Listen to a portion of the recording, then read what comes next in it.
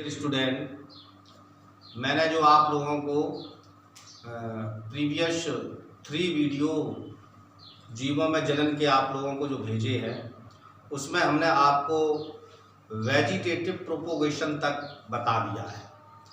Dear students, आज हम आपको वेजिटेटिव प्रोपोगेशन के महत्व के विषय में चर्चा करेंगे और असेक्सुअल रिप्रोडक्शन की हानियों के संबंध में चर्चा करेंगे। डियर स्टूडेंट्स, यूपी बोर्ड में ये दोनों ही क्वेश्चंस शॉर्ट टाइप क्वेश्चंस में पूछे जा चुके हैं और आते हैं कि वेजिटेटिव प्रोपोगेशन का क्या महत्व है और असेक्सुअल रिप्रोडक्शन का क्या हानियां हैं। तो आइए सबसे पहले हम आपसे वेजिटेटिव प्रोपोगेशन की चर्चा करते हैं। डियर स्टूडेंट्स, आप स्क्रीन पर वेजिटेटिव प्रोपोगेशन का जो महत्व है उनके सभी पॉइंट आप देख रहे होंगे और इसी प्रकार से अलैंगिक जनन के जितने भी पॉइंट्स हैं वो आपको दिखाई दे रहे होंगे।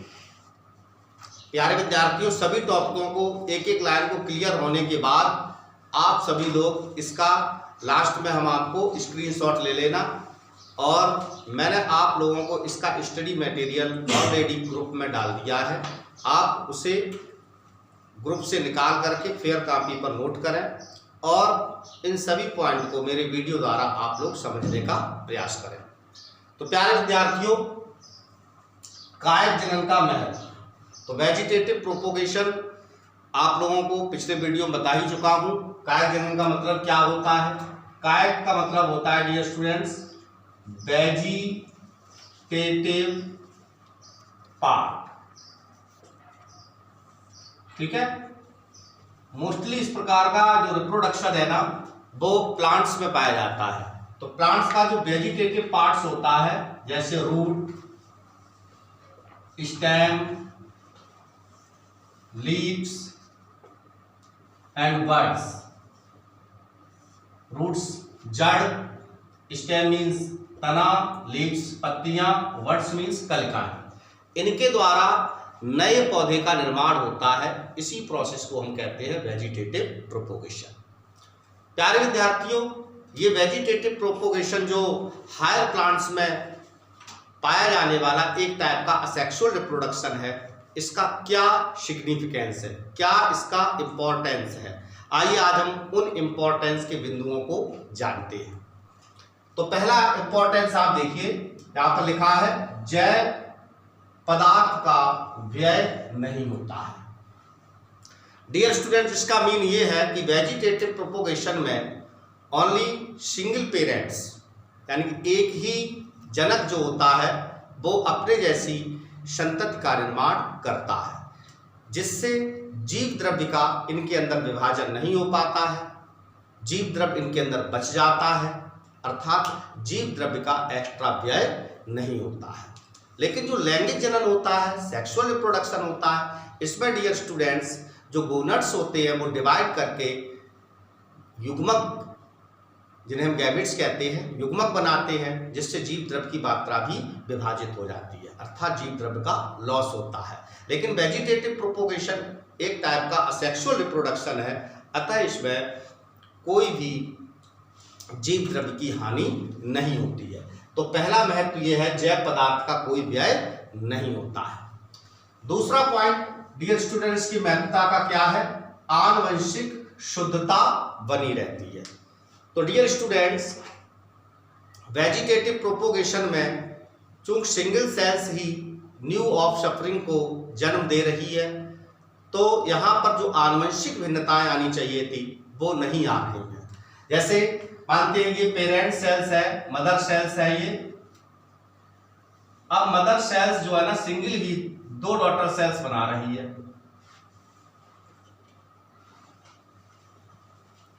तो डियर स्टूडेंट्स, यहां पर मदर सेल्स का जो जेनेटिक मटेरियल्स है वो डिवाइड होकर के 2 डॉटर सेल्स में चला गया है, अर्थात यहां पर आनुवंशिक शुद्धता बनी हुई है, क्योंकि यहां पर सिंगल पेरेंट्स है, कोई अदर पेरेंट्स नहीं है, अदर पेरेंट्स का कोई जेनेटिक मटेरियल नहीं मिल रहा है।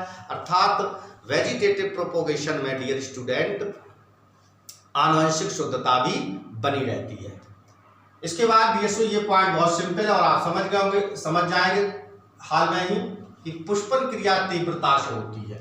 तो जो वेजिटेटिव प्रोपोगेशन के माध्यम से पौधे बनते हैं, नए पौधों का जो निर्माण होता है, ऐसे पौधों में पुष्प जल्दी से निकल आते हैं और पुष्प जल्दी से निकलना या पुष्पों का खिलना ही पुष्पन कहलाता है। पुष्पन का मीन होता है पुष्प का बनना। तो प्यारे विद्यार्थियों, वेजिटेटिव प्रोपोगेशन के माध्यम से बने हुए पौधों में पुष्प बनने की क्रिया जल्दी से होती है। इसके बाद डियर स्टूडेंट्स, कायक जनन आर्थिक रूप से उपयोगी होता है। यह जनन डियर स्टूडेंट्स इकोनॉमिक रूप से भी उपयोगी है। कम खर्चे से ही हम नए पौधे का विकास कर सकते हैं। जैसे आप लोगों ने देखा होगा कि गुलाब का एक पौधा है।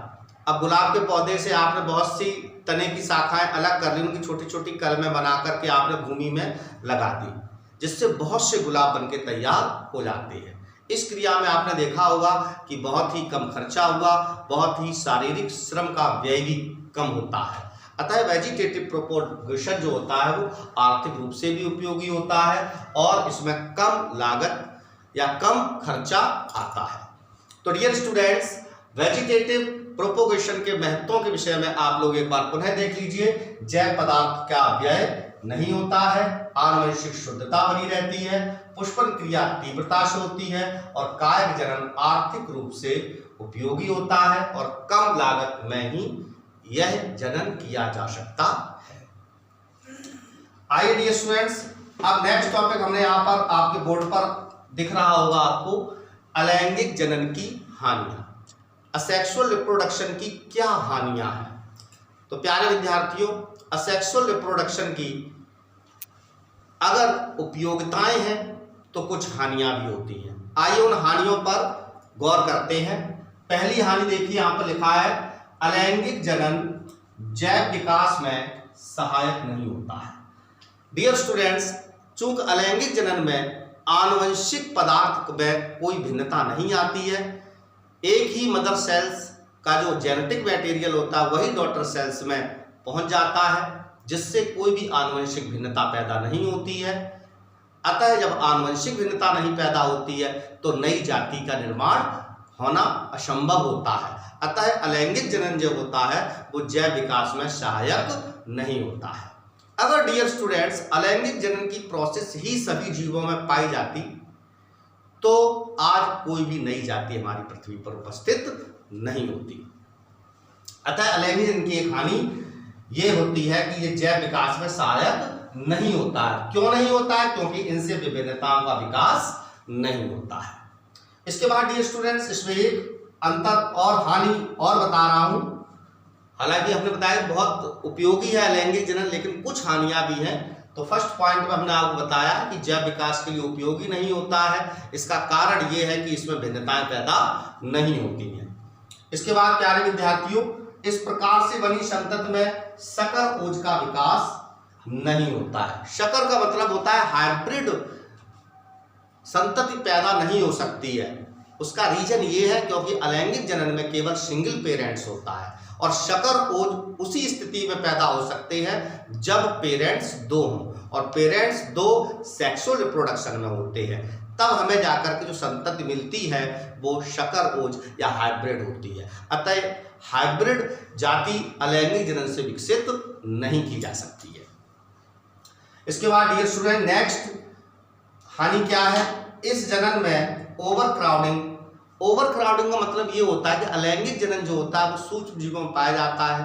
मोस्टली मैंने पिछले वीडियो में बताया होगा, विखंडन द्वारा, बहुविखंडन द्वारा, मुकुलन द्वारा, स्पोरोजेनेसिस बीजाणु जनन द्वारा, ऐसी कई विधियों के द्वारा अलैंगिक जनन होता है, जिससे एक जीव से बहुत सी संतत जीव पैदा हो जाते हैं। अर्थात अलैंगिक जनन में बहुत से संतत जीव बनते हैं, जीवों की संख्या बहुत ज़्यादा बनती है और जीवों की बहुत ज़्यादा संख्या बनना ही ओवरक्राउडिंग कहलाती है।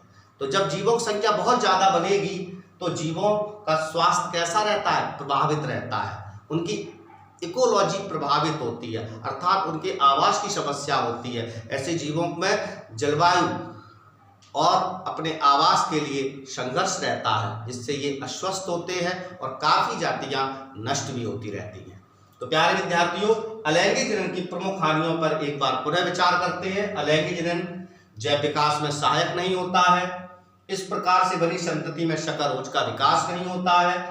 इस जनन में ओवर क्राउडिंग होती है, जिससे जीवों का स्वास्थ्य प्रभावित रहता है। थैंक यू वेरी मच, धन्यवाद।